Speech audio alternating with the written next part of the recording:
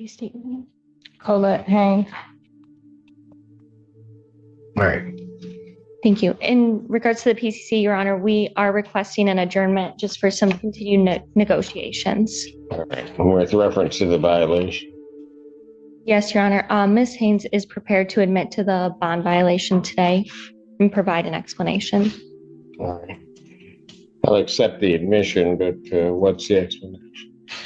Your Honor, it does state in the bond violation report that on the 22nd, when she reported she was visibly ill at the time, she explained to me that she has diabetes and shortly after that went into DKA and did have to be hospitalized for a few days. So unfortunately, she ended up missing that new scheduled appointment as well as her first PCC. After missing the PCC, she did contact me and we worked to get this case set to do a bench warrant recall.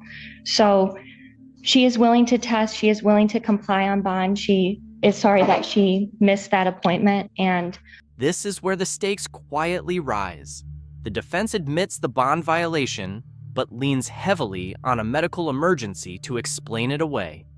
Hospitalization, missed appointments, and confusion with procedures are now on the record, but the judge is clearly focused on something else: accountability after the hospital stay. She's hoping to have an opportunity to go touch base with community corrections today and reschedule. Thank you. But I hear what you're saying, but when I look at this, all of the events that I have in this occurred at basically toward the end of September. Yes, Your Honor. I'm now almost 30 days out and nothing's been corrected. And Ms. Haynes indicated to me that she wasn't aware that she needed to make contact with community corrections because she had the bench warrant. I didn't know that I can just go back there and... Yeah, but once the bench warrant was cleared, she still... That doesn't even make any sense to me. They told me that I had to wait when first they told me I had to do it online. Do and what I did online? For the bench warrant.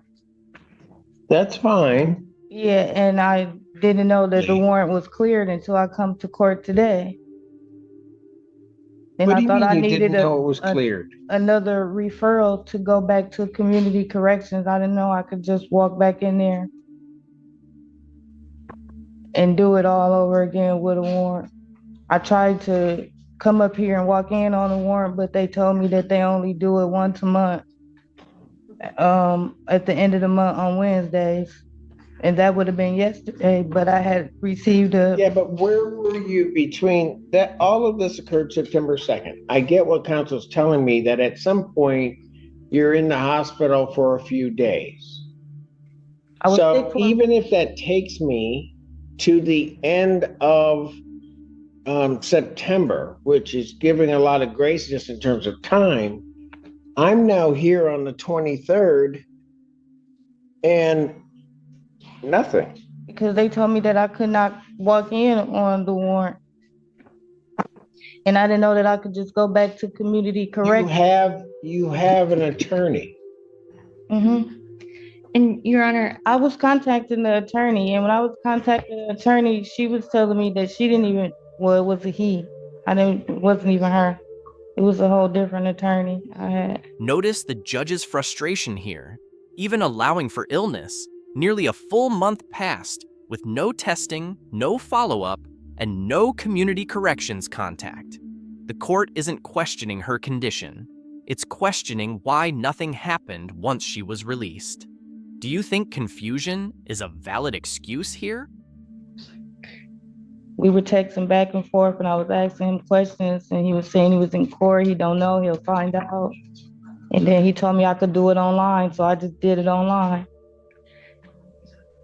and Your Honor, I will say Ms. Haynes does want to resolve this case. She did make steps to take care of the bench warrant and to get the case back on track. So she's just hoping for another opportunity. She's here on a drug case. Since the beginning of the case, she hasn't tested. Understood, Your Honor. I hadn't tested, Your Honor, because I didn't know that I could just, by me missing mine, I didn't know that I could just go walk back in. I thought I needed another referral. Or I would have been went over there and walked in and It's tested. not as though you didn't have an attorney, whether it be the previous attorney, whether it be Ms. Foster Tucker, to tell you what you could do regarding community corrections, if anything. But, you didn't abide by community corrections. You didn't appear in court. You get the court thing cleared up, but then you had the other thing. And I still, from the time of year, I don't have a test on you. I can go take one today. I can go over there right now when I leave here. But I just need to know, am I You want to assigned? say, I will adjourn her probable cause conference to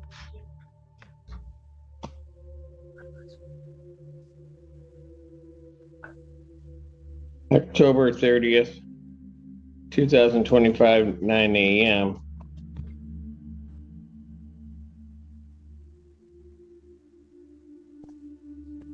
Anything you want to say before I send you on the violation? No, sir. Well, at this point, she's not complied with everything. I'm going to revoke her bond, sentence her to 7 days, Washington County Jail. Defendant's remanded. Is there a way that I can get somebody? I have my daughter here with me, Ma'am, you probably shouldn't have done that. but she only had a half a day of school today. Ma'am, Come on this way. they'll figure it out. Okay. Let me get her this.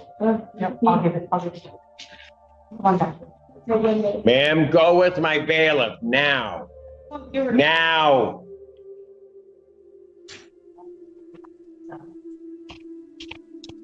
In the end, this case comes down to compliance, not excuses.